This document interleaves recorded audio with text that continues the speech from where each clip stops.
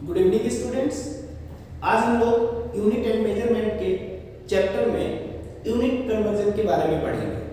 आपके सामने एक न्यूमेरिकल लिखा हुआ है, the value of g in CGS system is 6.67 10 की power -8 time centimetre square gram -2। Calculate the value in SI unit. आपसे क्या कह रहा है कि CGS सिस्टम को SI यूनिट में कन्वर्ट कीजिए। तो इसको SI यूनिट में कन्वर्ट करने के लिए सबसे पहले हम इस G को नोटिस करेंगे। ये G क्या है आपका? Gravitational constant. G क्या है आपका? Gravitational constant. बेटा ये जो ग्रेविटेशनल कांस्टेंट है ये कहां से आता है? न्यूटन का लॉ ऑफ ग्रेविटेशन से। न्यूटन का लॉ ऑफ ग्रेविटेशन क्या है? F बराबर G m1 m2 upon r square. ये आपको पता हुआ है। अब यहां से हम G की वैल्यू निकालेंगे। G बराबर क्या आएगा बेटा? F into r square upon m1 m2। तो F फोर्स है, r डिस्टेंस है, m आपके मास है। तो फोर्स का डायमेंशनल फार्मूला क्या होता है? m l t - 2। ये फोर्स का डायमेंशनल फार्मूला है।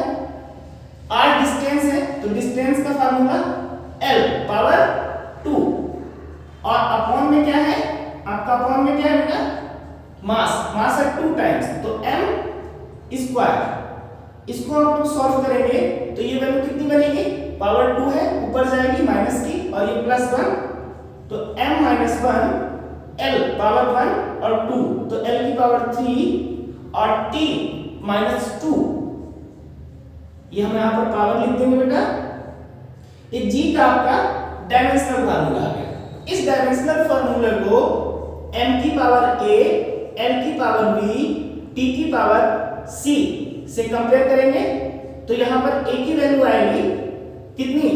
-1, b की वैल्यू आएगी +3 और c की वैल्यू आएगी -2। यहां तक ठीक है।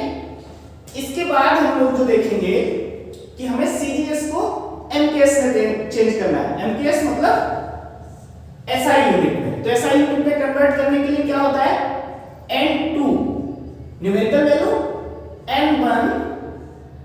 M1 upon M2 power A, L1 upon L2 power B, T1 upon T2 power C। ये आपका जनरल फार्मूला होता है m1 upon m2, l1 upon l2 और t1 अपॉन t2। अब हमें m1 m2 l1 l2 और t1 t2 की value निकालनी है। इसके लिए हम टेबल बनाएंगे। टेबल कैसे बनती है? पहले हम लिखेंगे CGS सिस्टम जिसमें हमें वैल्यू दी है और जिसमें हमें जाना है SI। तो हम इनको डिवाइड कर देंगे। CGS में m1 की वैल्यू कितनी दी है बेटा? 6.67 10 की पावर -8। मास कितना होता है बेटा?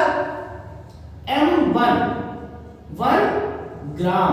ग्राम को केजी में चेंज कीजिए 10 की power -3 kg। l1 1 centimetre. Centimetre को चेंज करो बेटा 10 की पावर -2 मीटर। टाइम को कैसे लिखेंगे? 1 सेकेंड। ठीक है यहां तक। इसी तरीके से SI में लिखेंगे N2। ये वैल्यू हमें फाइंड आउट करनी है। M2 की वैल्यू कितनी होगी बेटा? 1 kg और L2 की वैल्यू 1 मीटर और T2 की वैल्यू 1 सेकेंड। तो ये हमारे पास टेबल तैयार हो गई जिस टेबल में हमें M1 L1 T1 की वैल्यू पता चल गई। अब हम इसको फार्मूले में पुट करेंगे।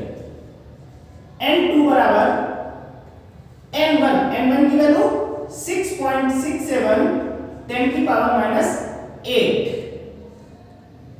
M1 10 की पावर -3। M2 कितना है बेटा? 1। इसकी पावर a है, a की वैल्यू -1 तो यहां पे -1 करेंगे। फिर हमारे पास दूसरा ब्रैकेट L2 की वैल्यू 10 की पावर -2 अपॉन 1 और इसकी पावर कितनी है बेटा?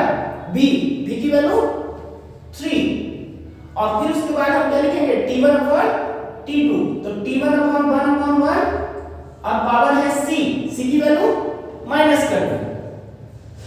अब ये वैल्यू कितनी आएगी n2 बराबर 6.67 10 की पावर माइनस 8। यहां पर देखिए बेटा पावर माइनस 3 और फिर माइनस 1 तो ये क्या हो जाएगा पावर 3। यहां पर माइनस 2 है प्लस की 3 है तो 10 की पावर माइनस 6 और ये 1 अपॉन 1 की पावर माइनस 2 कितनी वैल्यू आएगी 1। कोई भी पावर हो 1 की वैल्यू 1 ही रहती है। इसको आगे सॉल्व करेंगे तो n2 बराबर 6.67 10 की पावर माइनस 8 और ये 10 की पावर 3 ये प्लस के 3 माइनस के 6 तो ये माइनस की 3 तो n2 बराबर 6.67 10 की पावर माइनस 11।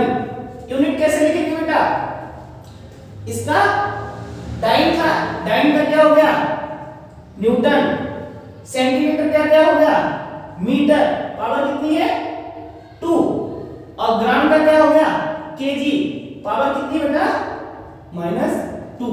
तो यहां पर आपकी n2 की वैल्यू कितनी आएगी 6.67 into 10 to the power -11 newton metre square पर केजी स्क्वायर। Thank you.